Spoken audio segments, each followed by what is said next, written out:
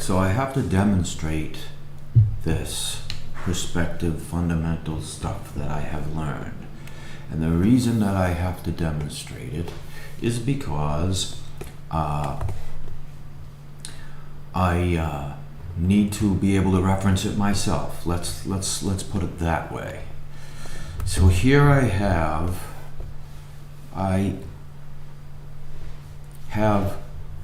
my cone of vision, standard fundamental cone of vision. Your standard cone of vision, and I have my standard 90-degree vanishing points. I'm going to hide my 90-degree vanishing points.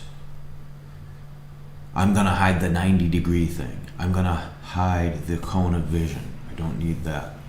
Again, just to tell everybody, if you hide your perspective ruler, you can't use it. So you have to have it on. Visible. It has to be visible. We're going to go in here. We are going to go to the sketch layer. And we are going to, this is a hardcore how to use Clip Studio Paint and advanced perspective fundamentals. Let's keep going.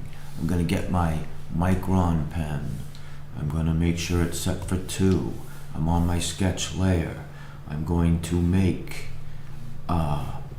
this, except what I don't want to do is make it the same as that. I want to use, if I use these perspective lines to make this, I have to make sure that I'm using them all the way down.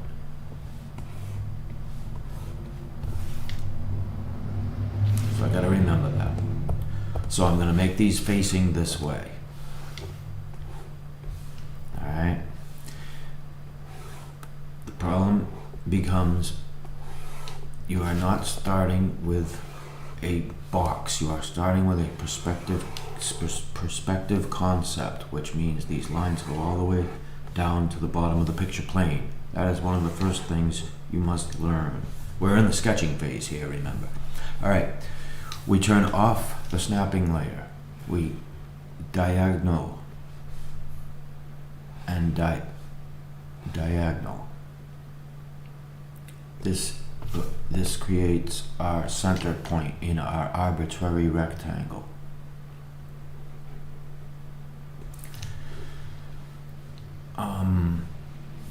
We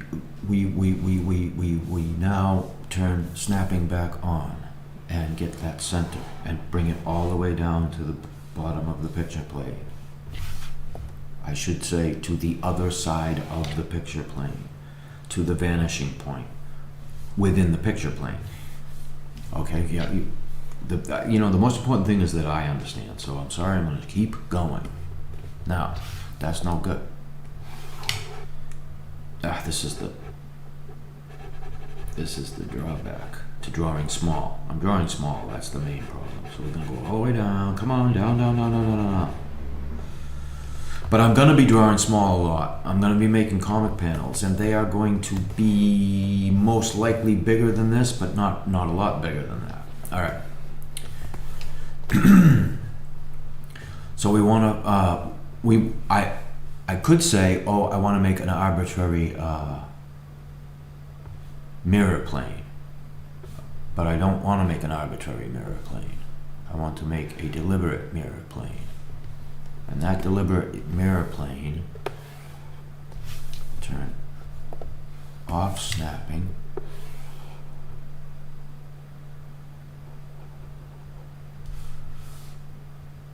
find this center point, and then this up, turn snapping back on. It's gonna be, a little bit sloppy. Again, the problem is I'm drawing very, very small. So we've got some pixelation. We've got all the good stuff when it comes to drawing small on a computer screen. This image is meant to look like this. You're never supposed to be that close to it and be looking at it like that. But in order to draw these very thin lines, okay, where are we? Yeah, what I want to do is make the mirror plane this. There's more than one way to skin a cat, but the point is that I want it to be this big, exactly 1/4 of the initial box. Let's put the box in. Let's go to 5. We're on our work layer, and we're going to put our box in.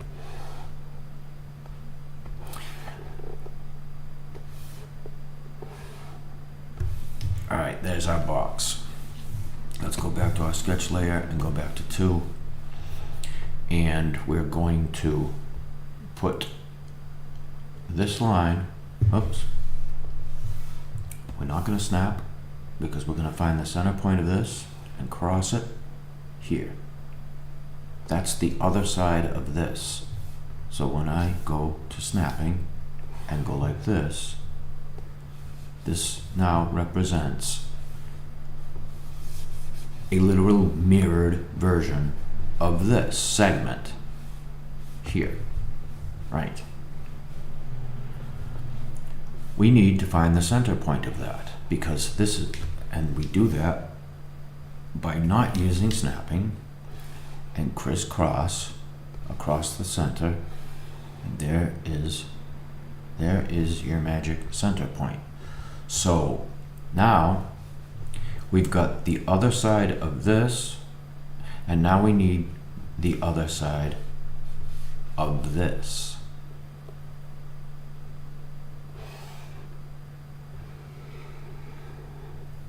So I cross the center of my mirror plane.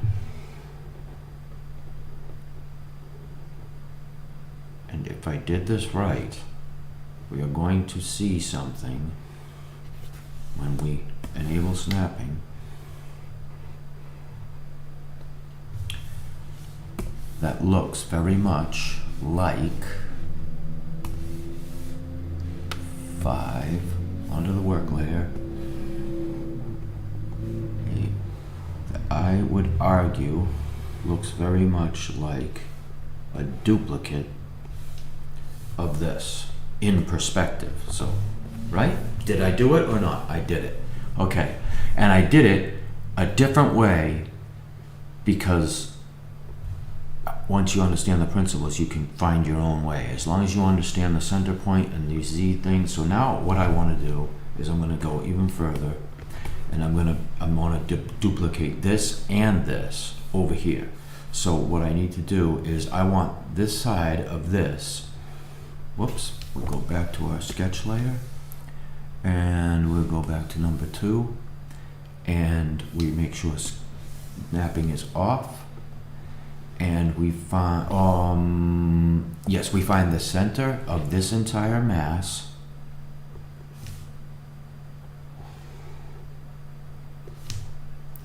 And then we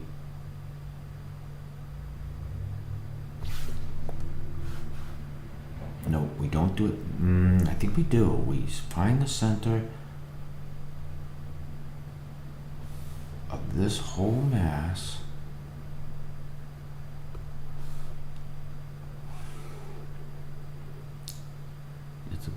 You know, we're not making any of this perfect, and it doesn't have to be perfect. All right, so that's the center.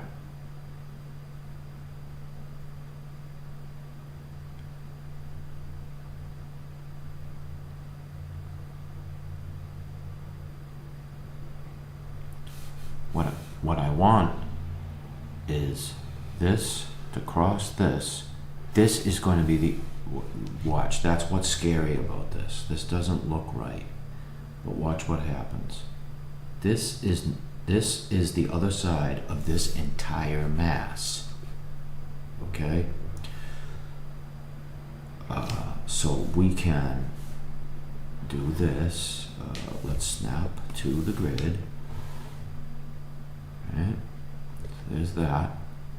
Now, how do we find that space? Okay, let's see. I know there's a way. And that way would be to take this and go through, get that snapping off, take this and go through the center. And that's not it. That's not right. Let's see.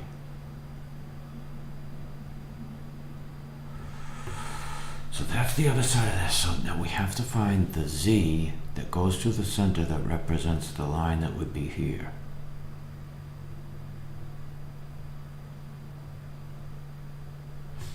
Let's see if I can figure it out from here to that.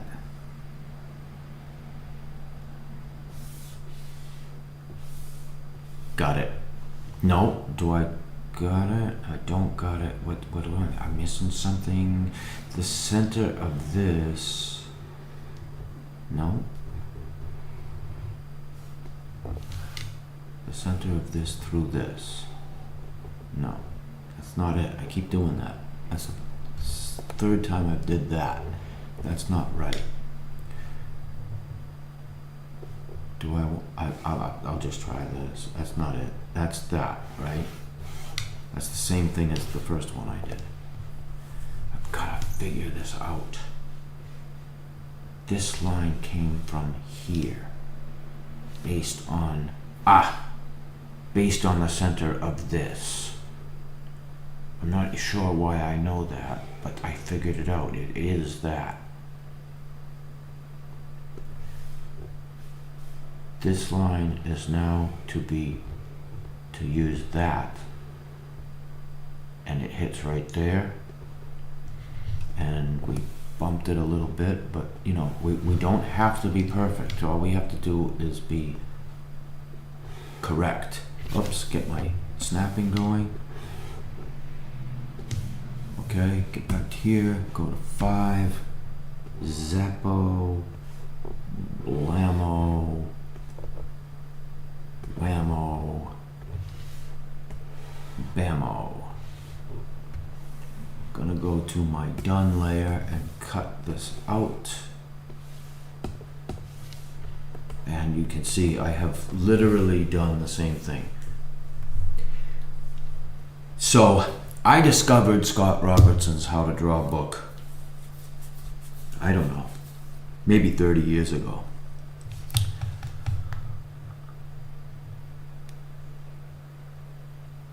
Let me take a look here. 02. By Scott Robertson, dedication 2013.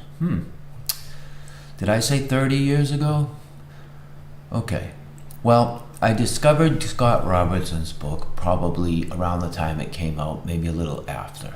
So around 10 years ago, unless this has been updated. These copyrights may have been updated. First edition 2013. So 2010 would have been almost 25 years ago, 2000, so about 20 years ago. Okay, so I was wrong. Before Scott Robertson, I had encountered this kind of thing. But my ultimate point is that this kind of work I have been avoiding for at least 30 years. If we get serious about my drawing, you're going back 40 years maybe. I refused to do any kind of exercises like this. Of course, the computer makes it much easier, but you get spoiled real quick when you're using a computer, and you don't want to do all this all the time. But you know what? I kind of like it. I'm kind of digging it. If we get rid of our sketch layer, we see that this kind of looks kind of cool, right? I mean, these things look, I'm doing good. And that's all I have to say for today. I'm doing good. Everything's fine. I want to be a better artiste, and I honestly believe that these for now I'll just use the word. I'm trying to find the right word because you know me and my big words. It's frustrating, but it's actually quite rewarding. Okay, I mean, I don't have anything else to say. Goodbye.